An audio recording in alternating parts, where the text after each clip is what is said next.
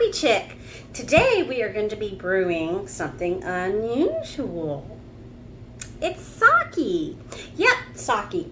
You heard me right, sake, the Japanese rice wine. This is an interesting brew because it includes something called koji, K-O-J-I. Koji is a white rice that has been infused with a mold. We keep trying to keep bacteria and molds and all that out of our brews, but I'm going to be adding it into. Now this stuff is used for making all sorts of stuff. They use it as well as sake. They use it to make miso paste, like I think some soy sauces will have it in there. It comes in different colors. You'll see, I have the white koji. They have red koji, brown koji, black koji. Hopefully not green koji, but you know, that would be kind of weird. But you know, they have different colors of koji. It's a edible mold. So we are including that in our recipe. I have already cooked up some white rice. Now this is not truly an authentic sake because they have a specific rice that they use for sake. Can't get it here. So I'm using a jasmine white rice. Now you do not want to use a brown rice because the brown rice still has the proteins and fats on it, and that inhibits fermentation. We want white rice. Any short grain, long grain, white rice should work pretty good. Your results might vary, you know, depending on the starch of the rice, but you know, I'm using jasmine. We are not having any sugar added to this. So the yeast is getting all of its food from the starch from the rice. So this is going to be an interesting one. Later on, after it's been brewed, we will be infusing it with some mulberries. My brother brought me some mulberries. He's got a mulberry tree in his yard, and he's the sake guru in the family. So he's excited to try this. I'm excited to brew this. There are several different methods of making sake. There's one that's really in depth. It's like you add a little bit every other day and you do this and you do this for like 30 days. I ain't got time for that. I'm sorry. I just ain't got time for that. I'm still working in this pandemic, so I'm going to be doing the cheater's way. 4 cups of uncooked white jasmine rice that I steamed. No oil, no butter, no salt. In this fermentation bucket. I let it cool just a little bit, but you know, you don't want it steaming hot, but warm is okay. You could also cook it overnight and then let it cool off. But so I have that in here, so I'm going to show you right now. Here's my rice. So that's 4 cups of uncooked rice. I cooked it, steamed it, and then plopped it in there. You can soak your rice overnight if you wanted to, but I didn't. I just rinsed off really, really well to get any dirt or anything like that, you know, and then cooked it in my rice cooker. And then I'm going to go ahead and add in this 1 package of koji. I weighed this. There's not a lick of English on this package. Not a lick of English. Except for the one label that, you know, was sent to me. And this is called Miyako Koji, 200 grams. And it's about 8.5 ounces. I think if I remember right, if I read that. So, we're going to just go ahead and break this up and put it in the fermentation bucket as well. The whole package.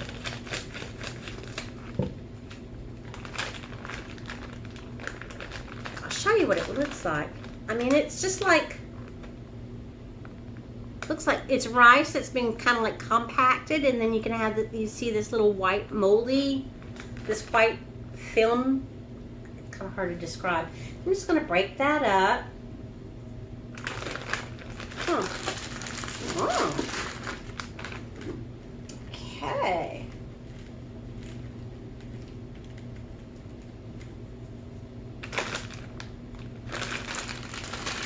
Smells like rice. Doesn't have any weird smells to it or anything.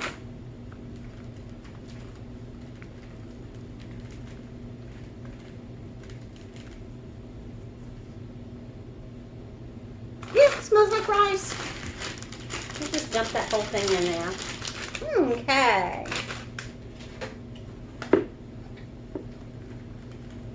Now break it up a little bit.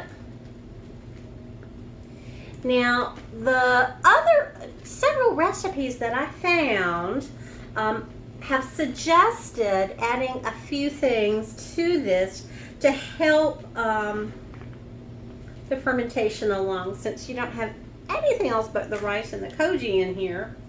So, this rice is sticky. Okay, so one of the weirdest things is that most of the recipes have suggested is putting a pinch of Epsom salt in, which is a magnesium sulfate. So I have the box here. We're not putting the whole box in, just a pinch. But this is what you're looking for. You don't want any of the foo-foo scented stuff that you soak your feet in. Just plain magnesium sulfate Epsom salt. And it's literally a pinch. It's like less than 1/8 of a teaspoon. I mean, it's a heavy, I just did a heavy pinch. So we're going to put that in there. For some reason, it just helps with the fermentation. And also, I don't normally use this stuff, some yeast nutrient. I'm going to put a teaspoon in. Just because every recipe does that. I don't normally use this stuff. So I've got a really tiny bag. But since that's all that's in here is rice, there's really not a whole lot of nutrients in this. So I'm going to go ahead and put that in there as well. But like I said, I don't normally use this stuff, so I just got like a small bag because I don't know when I'll ever use it again.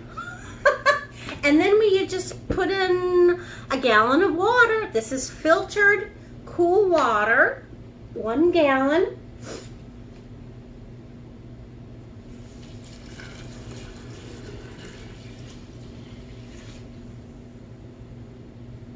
Okay. I don't have a spoon. Okay, so I got a spoon finally. We're going to go ahead and stir this up. It looks like a lot. I mean, you can see the water level right here, but there's quite a bit of rice in here, so it's gonna, you know, take up some volume. So we're just gonna stir this, kind of break up some of the rice clumps.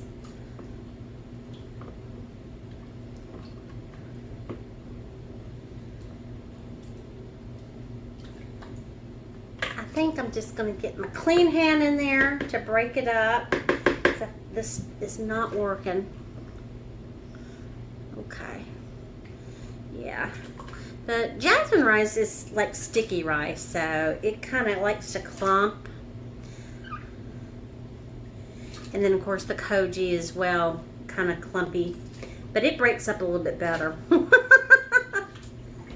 All right. I think I'm not feeling any more big old clumps.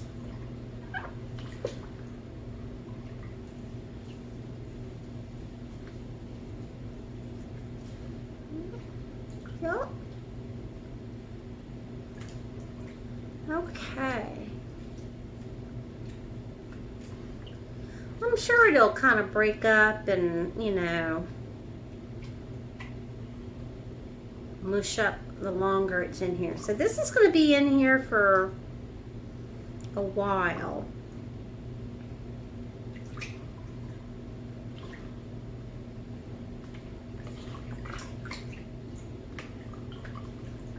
Okay, that feels good. Okay. Get my hands out of there.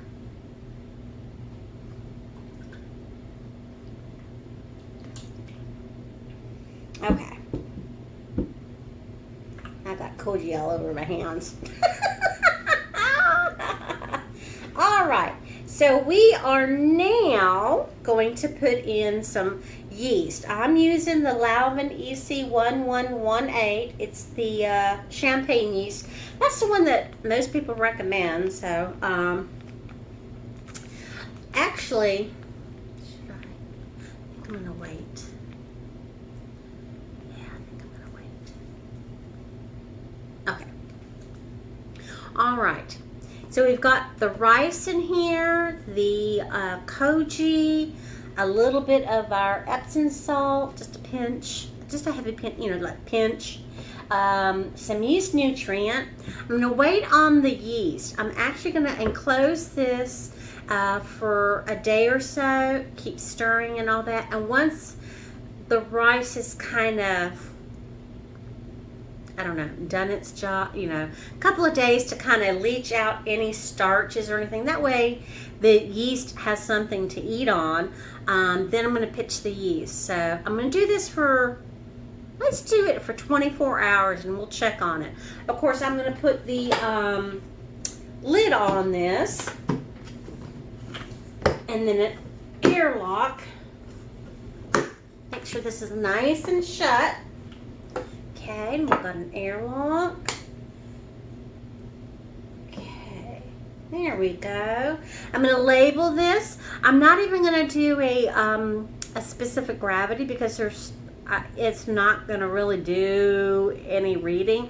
It might give me a little bit of a reading, but it's not going to be anywhere accurate. And even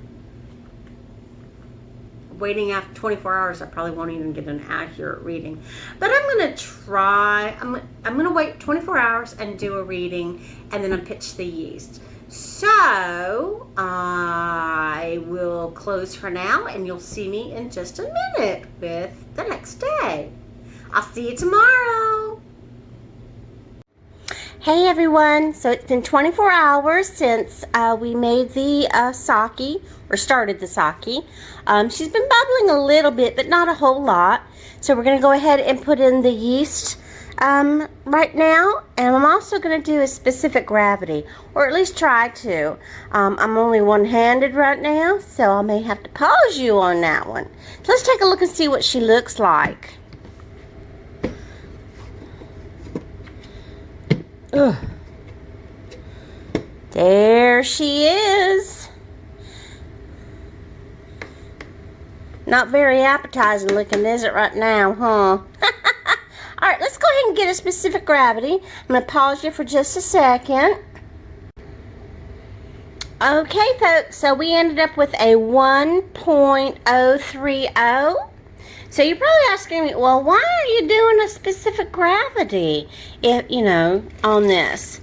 Well, at least I will be able to know if it's done anything. If it's changed from a 1030 to something else, I'll know it's done something. And all the starches and stuff like that have not come out of the rice yet. So there's still stuff going on. I've got to put the yeast in. Alright, so we are using Lalvin EC1118.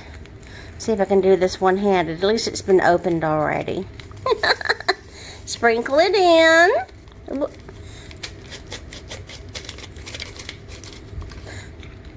Okay. And then I'm just going to put the lid back on it, and I'm just going to shush her around. And this is going to stay like this. I'm going to shush her every day, at least once a day. Just like that. For 20 days. Okay? So we'll see you later.